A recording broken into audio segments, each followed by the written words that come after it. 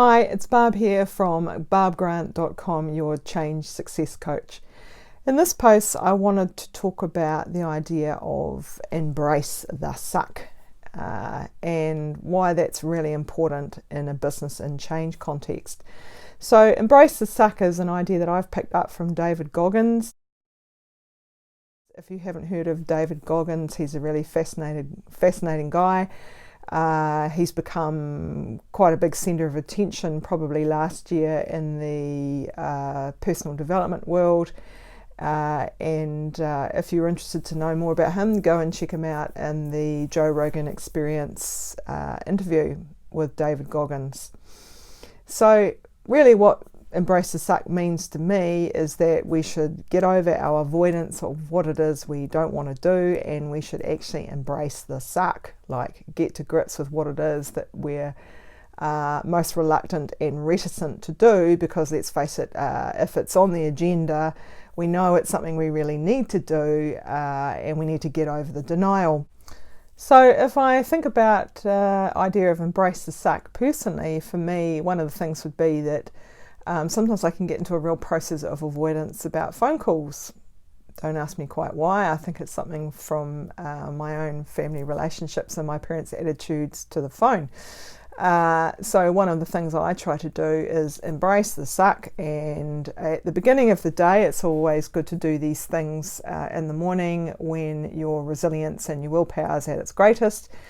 I get on and I make any necessary phone calls I need to make in the day, which is, again, a research-backed notion that the sooner you get to the thing that you know is going to be toughest in your day, the better it is and the better the outcomes.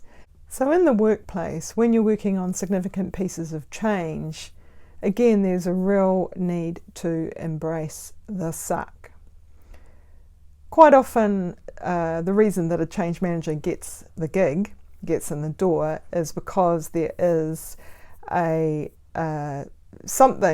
large-scale element in the room, a large-scale thing that sucks, that no one wants to address, which is why a change manager is required to name the issue, to actually identify and define what is this thing that everyone's so in avoidance of, and how do we find a way to broach and broker that in the room that actually galvanizes the group and gets the energy focused on it, that calls it out, raises the taboo, makes it not so taboo, and gets it acted upon in a way that gets it addressed.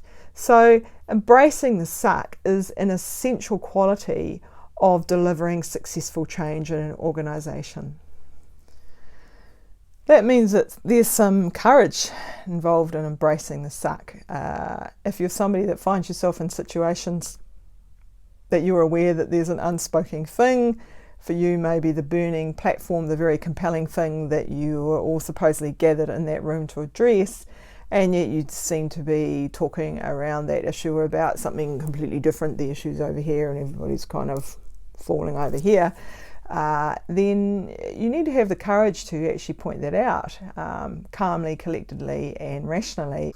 Behind that courage is the process of getting in touch with what I might call the squeamy factor, which means facing into the emotional reality of whatever it is that you're dealing with. Okay, so I don't know if you've been in the experience that you've been in a meeting, in a workshop, and you felt this sort of intense vibe or energy in the room, and yet there was a kind of a repression factor to that. So when I'm talking about that embrace the suck, I'm actually putting out a call to action, which is to name the issue, to have the confidence and the courage to actually slice through that loaded sense of what's present in the room, and embrace it, embrace the suck, embrace the awkward, scary part of saying, hey guys, I'm really sensing, I'm really feeling XYZ. I'm really wondering why it is that we're not talking about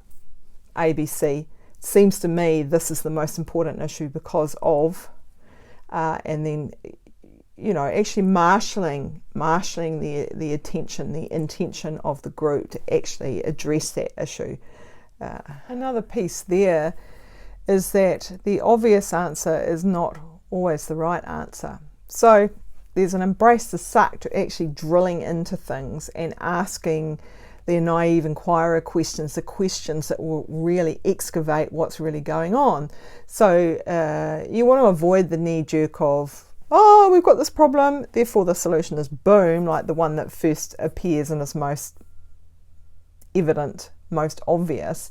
It's not necessarily the best thing to do. So you have to do a few hard yards. You have to think around the issue, the problem. Okay, so let's excavate and make sure we've really got to the root cause of what the issue is. And there can be some suck in that. That can mean that it's harder to get to the bottom of what's really going on. It may take a little bit more time. It might take a little bit more resource to get there.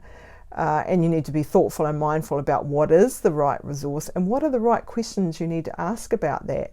So that's my tip for today on delivering successful change. The tip is make sure you embrace the suck. So on a personal level, I mentioned for me that's making phone calls. So that means that whatever you know is the thing that you find is something's hard for you to do, then you should prioritize it. Do it first in your day when you're fresh and energy is high and resilience is best. Imply that in the work context when you're working on significant pieces of change.